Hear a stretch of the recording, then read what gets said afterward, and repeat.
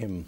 The Brics summit is wrapping up in Durban with an agreement on the establishment of a development bank. Finance ministers have not been able to agree on funding yet and the location of the development bank. We caught up with Patrick Dlamini, who is CEO of the Development Bank of South Africa. From where we're sitting as Development Bank of Southern Africa and as a reference bank of the Brics nations, I believe that the establishment of the Brics Bank is a very welcome news as far as we're concerned. We believe that this bank actually will play a very complementary role to what we currently are doing as DFI. And this bank will be very important given the funding gap that currently exists in Africa especially. There is a huge need and the space and the funding that is required to make all the various projects, especially in sub-Saharan Africa, possible. Really do need more DFIs to be established, especially DFIs with huge financial muscles. So Patrick, what you are saying is that it is not a threat, but it will come and support the efforts that you and others are doing. I really see it as a development bank that is coming to play a very complementary role to what the other DFIs are doing in the development space. Explain to me what you mean when you say you are the reference bank for Brics from a South African perspective. You know, all the Brics nations had to nominate one DFI in their countries to be part of the Brics interbank mechanism.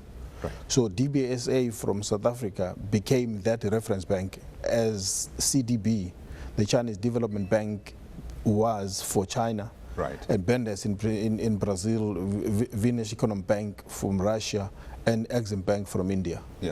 Does this open the door for you to access, say, the capital pool that's in other Brics nations? So say, for instance, we do know that, of course, China sits with a lot of surplus capital. Perhaps so does India, perhaps so does Brazil.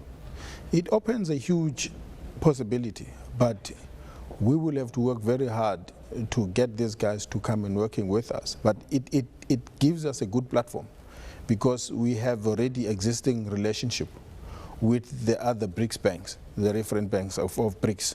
So we can leverage on that relationship into crowding these banks in funding infrastructure on the rest of the continent. What do you anticipate in terms of pricing and your accessing that capital? I mean, we do know that, of course, in South Africa as well as in Africa, of course, funding is always an issue, particularly when you're talking your long-term projects.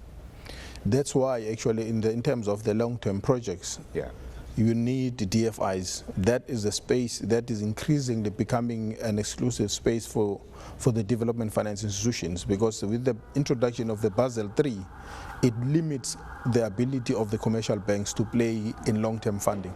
So we are becoming more and more relevant, and also what we're actually trying to do is to ensure that we become cost-effective. So funding that actually in the lines of credits that we advance to each other within the Brics Bank and other international DFIs or funding institutions, we actually get them at quite cost effective. Is there a consideration, or would there be a consideration for an understanding that countries like South Africa, countries that are in Africa, and some of the other Brics nations as well, like Brazil, like India, require not lending on commercial terms like we've seen the other DFIs doing, but actually concessionary, and if you like, consideration of a development type approach to pricing? Actually, it's quite interesting because there is so many international funding organizations that are quite willing to give concessionary funding, especially in areas like the municipality space for social upliftment purposes. And we also do get concessionary funding for areas like clean energy development. So we are seeing increasingly the willingness on the side of international funding organizations coming up with concessionary funding, but for specific purposes. Let's talk a little bit about the funding of this new bank, and I know the detail has not yet come out, but one of the suggestions I've been hearing is that potentially there's going to be equal contribution, but I've also heard a contradiction, someone coming in and saying that actually it may well be based on the size of the economy, which would of course mean that smaller countries like South Africa won't have to contribute. If we said equally 10 billion of the 50 billion, that would be a hefty amount. But there's been a suggestion that in terms of financing the contributions of that equity capital at the beginning, there would be consideration of using the DBSA as the funding mechanism for the bank. What role would you guys play? Actually, it's just that the details of the Brics Bank or the establishment thereof has been quite a sketchy one.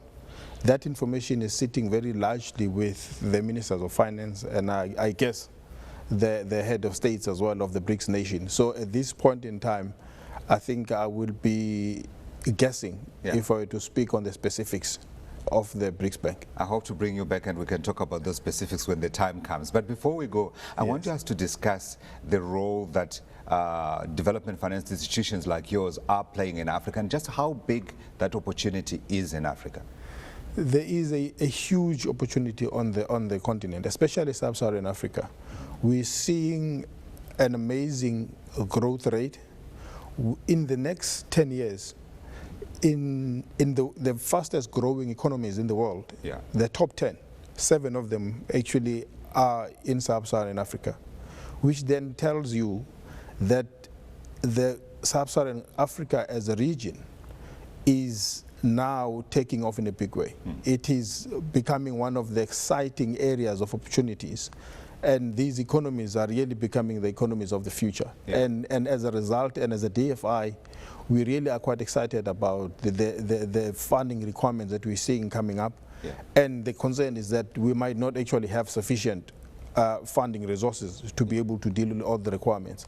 But we're hoping on leveraging on our international partners to really crowd them into this infrastructure.